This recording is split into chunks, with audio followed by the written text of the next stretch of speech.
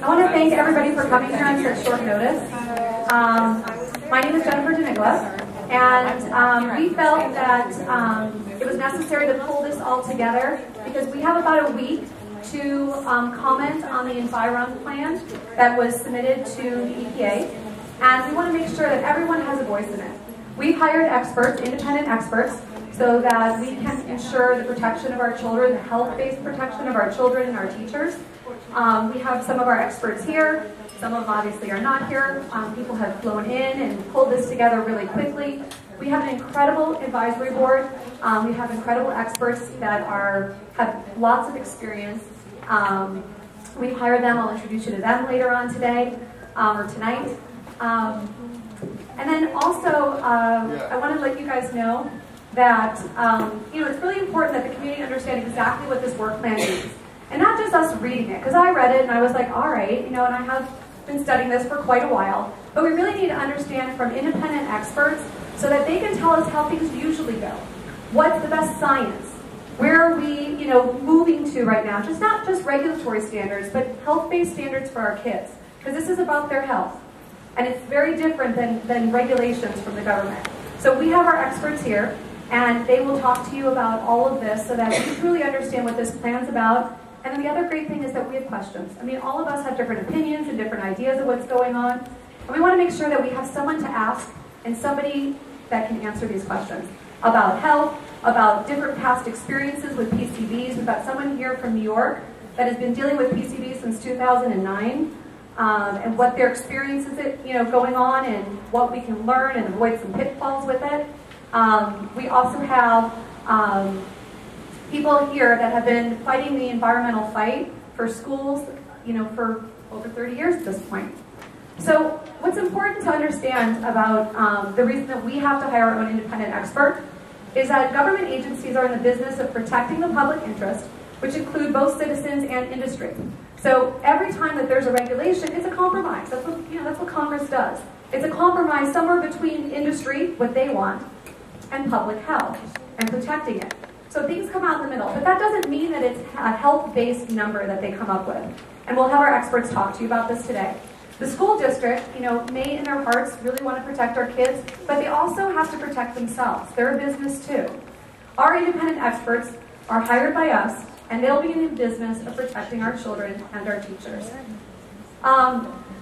The EPA, I was on an EPA webinar on Monday, and as soon as it is live, I will put it on the website so everyone can connect to it. It was really interesting because this PCB webinar by the EPA was about the health issues with PCBs.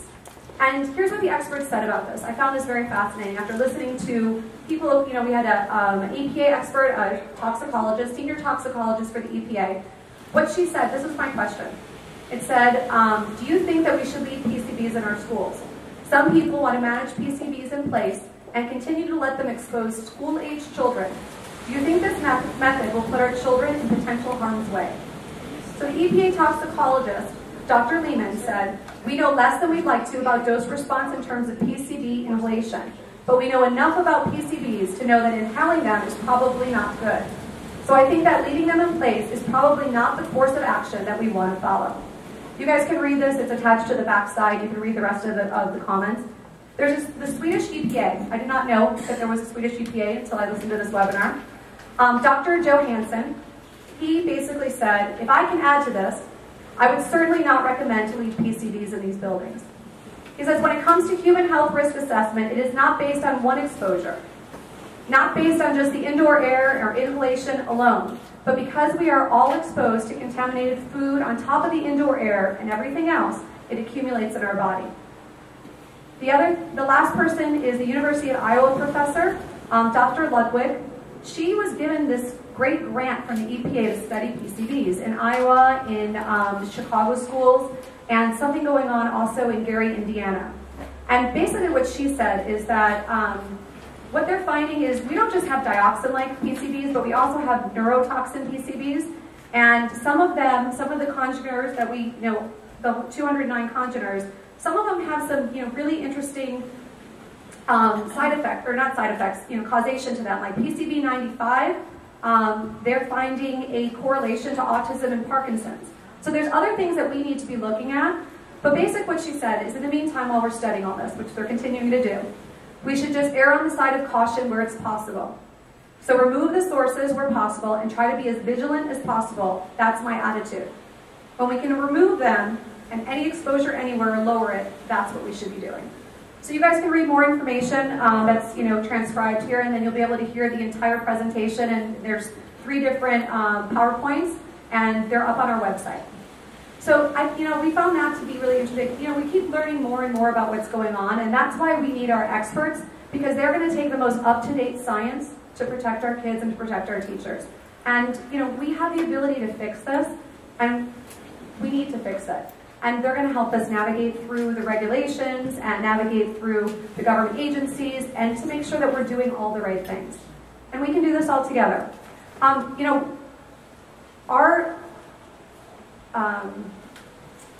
panel here today, I'm going to talk first about, actually before I do that, I'm so sorry. I want to thank everybody. We have a great Malibu Unites team, and a lot of you guys are here, a lot of you guys, a lot of people couldn't come, but we have, between our advisory board and the people, our advisory, council, the people that have been working on this, giving up time. I know everybody has another job, one that pays, this one doesn't. We have about 110 people that have agreed to give us time, to give us, their experience. That's a lot of people. I mean, it's pretty incredible. Let alone the supporters we have. We have over 900 supporters that have signed up to our website, which is fantastic. So our whole mission, if you guys haven't read it yet, which I think you probably have, but I'm going to state it again, is that we are united, our whole community, so that we can ensure that our kids and our teachers are in a healthy, clean, and safe environment. That's our whole goal.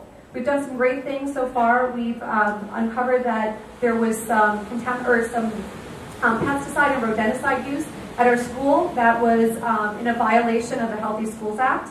And the district graciously agreed to stop using all of the rodenticides and the pesticides until they can create a healthy plan.